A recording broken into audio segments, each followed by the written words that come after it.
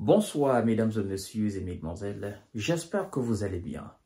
Nous sommes au Mali et aujourd'hui il y a une question très importante sur les lèvres de la plupart des panafricains, d'accord, sur la question de ce que la Banque mondiale vient de faire en faveur du Mali.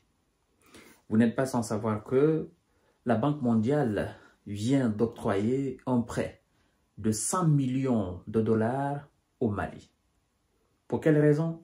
Nous allons les voir tout à l'heure, mais la question centrale, c'est-à-dire ce qui taraude un peu les esprits, c'est la position géostratégique et géopolitique du Mali vis-à-vis des Occidentaux.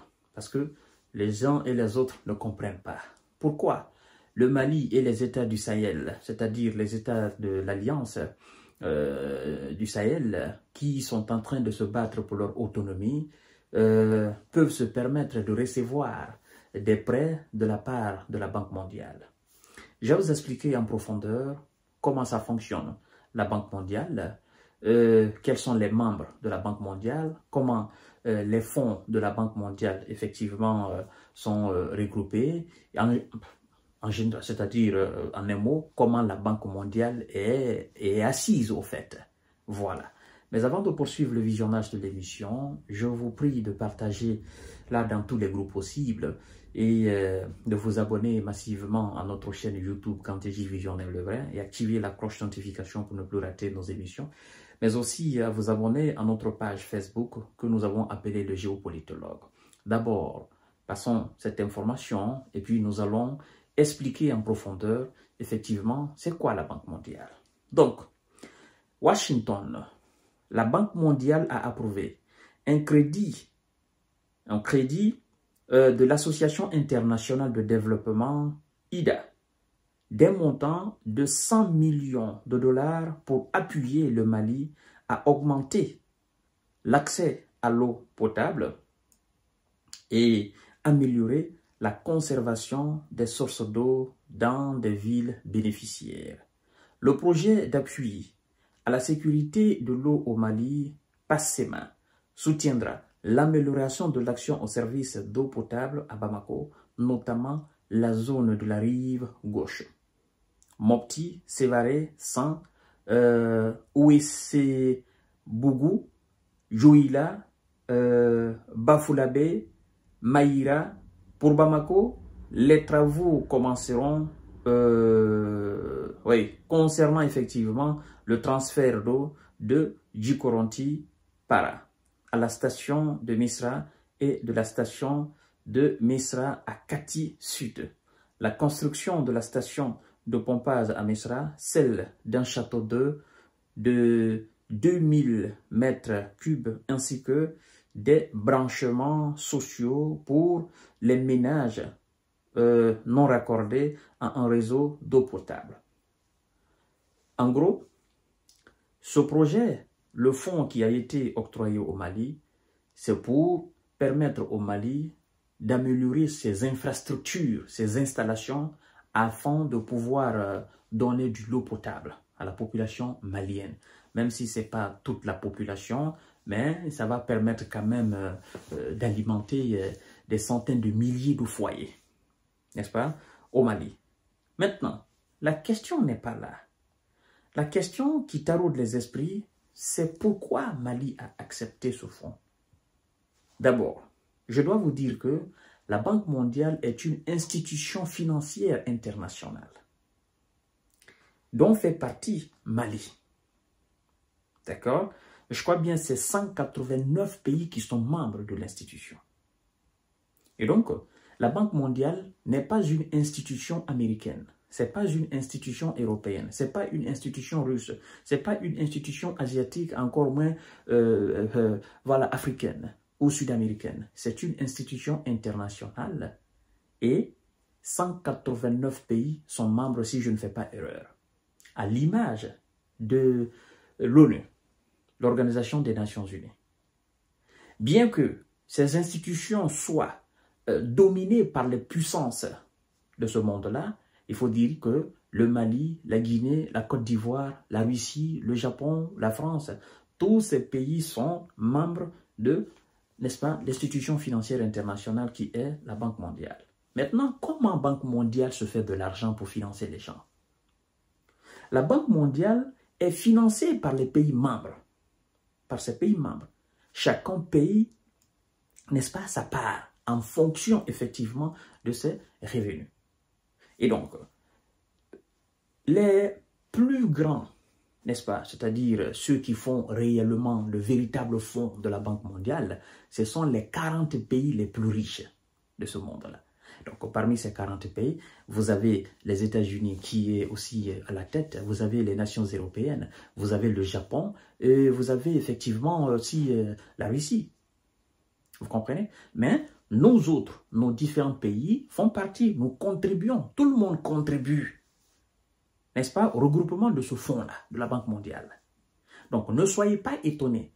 Si aujourd'hui la Banque mondiale débloque un fonds, un prêt pour le Mali, ne soyez pas étonnés, le Mali est pays membre de la Banque mondiale. La Guinée est pays membre de la Banque mondiale. La France est pays membre de la Banque mondiale. La Belgique est pays membre de la Banque mondiale. La Colombie est pays membre de la Banque mondiale. Mauritanie est pays membre. Japon est pays membre. La Chine est pays membre de la Banque mondiale. Donc, tous ces pays sont pays membres de la Banque mondiale.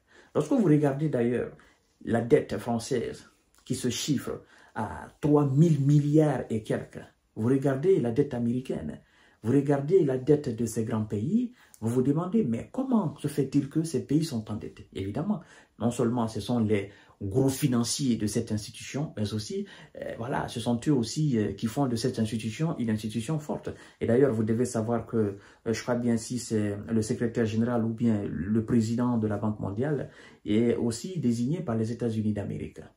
D'accord? Ce qui n'est pas le cas aussi de l'FMI.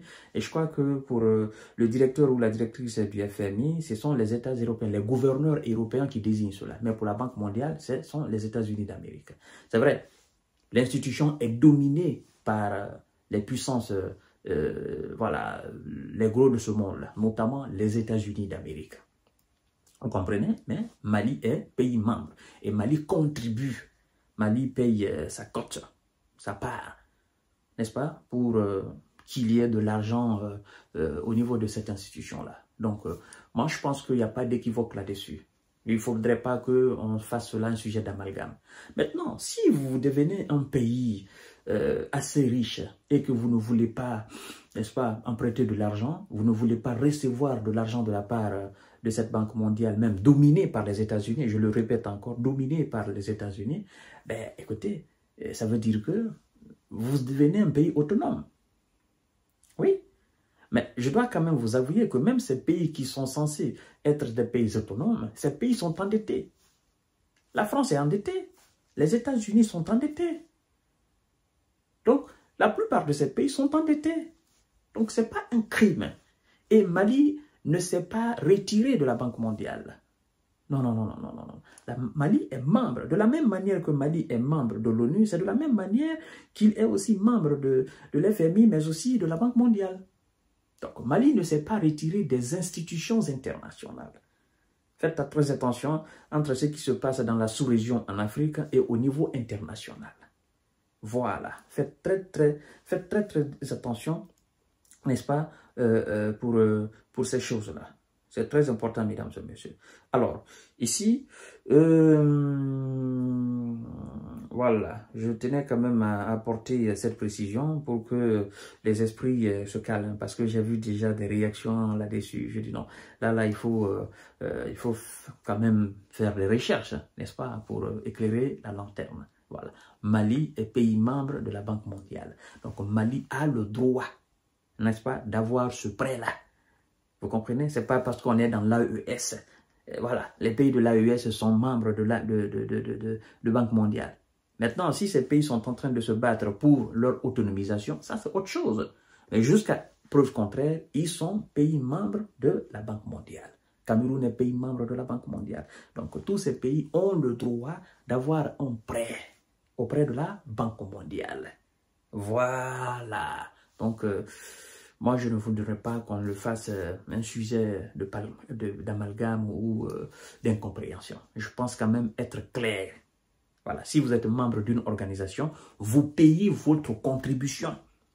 Ça, j'appuie. Mali paye sa contribution. Minime qu'elle soit la contribution, elle paye sa contribution.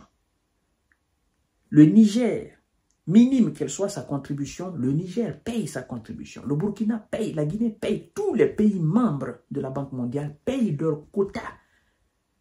Même si ce n'est pas à hauteur de ce que les États-Unis payent, ou de ce que la France paye, ou de ce que les 40 pays les plus riches de ce monde-là payent, parce qu'eux, ils payent aussi, hormis de leur quota, ils payent une allocation à l'association.